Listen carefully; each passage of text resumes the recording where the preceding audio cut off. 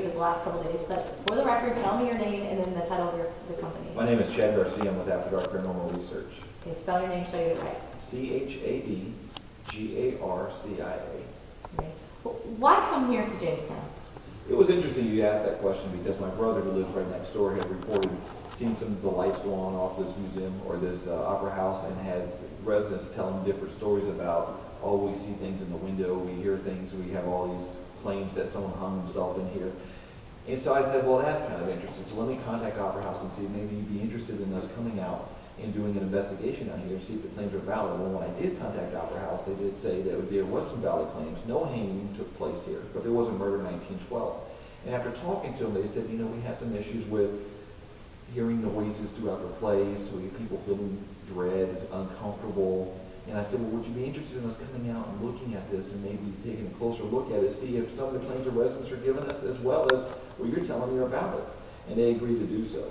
So it was kind of one of those deals where inside someone I knew had contacted me about it, followed up on it, and they were nice enough to say, yes, come on out and let's look at the place. And here we are.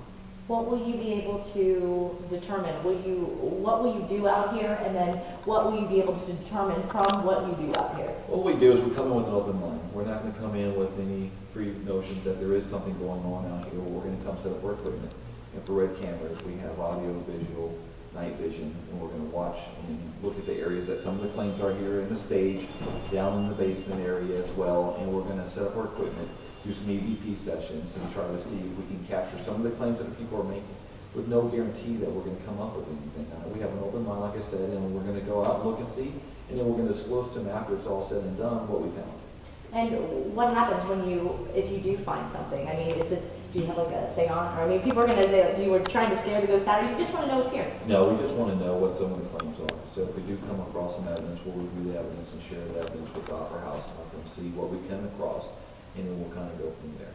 Okay, so, and I think it's major cool, and it's one of those things though where a lot of people are going to go, all right, ghost here at the Opera House, and they've got equipment, and you know, it piques their interest, but what makes this possibly real? Why could someone wrap their head around this? What makes this real, or what makes it where it could potentially be real, is you have more than one person saying the same thing. We have residents seeing claims. We have people here at the Opera House that have worked here for years that are saying these same claims. The voices, seeing doors closing, lights coming on and off, people in the area saying that the residents have seen what they believe is an apparition in a window. There's something going on that we have to find out what's happening, and that's what we're here for. So we can put our hands around ourselves and see, is it just something that they're saying, or is there some kind of validity to what they're saying? And we can actually put it on camera, put it on video, and we can share it with them as well. Okay, my last question was, a lot of people are going to say, all right, who are you? You've got some credibility established not only with your business and all your people here, but also who you are. You're a local guy. I'm local. I work at Wright Patterson Air Force Base. I'm a budget analyst out there at the base, and I also teach out at Wright State University and at Park University. And so this is something we do on the side, part-time, obviously. But we started in Texas in 2000, and we moved from Texas and transitioned a little bit here to Ohio. We've done some fabulous locations. The Amber Rose was one of the last ones here. We did the Titanic Museum in Branson, Missouri, so we do travel around a little bit.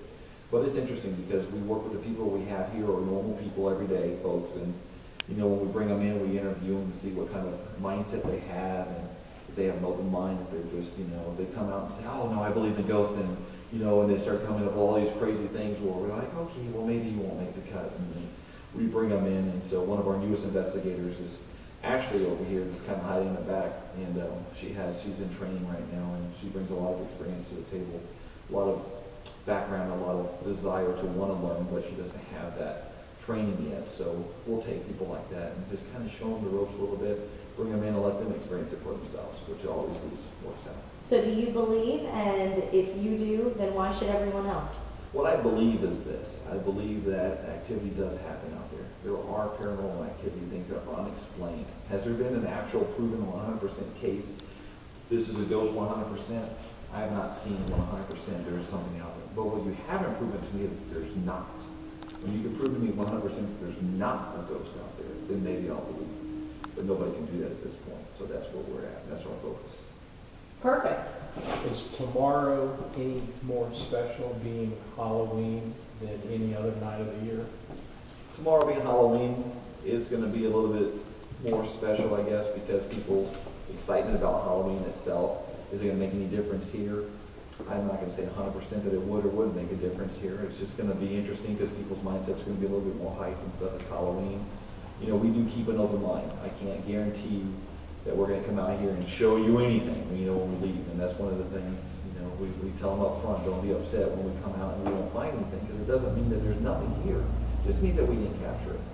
So with being at Halloween and stuff, we have more people who are excited because it's Halloween and stuff, but it doesn't necessarily mean anything extra is going to happen.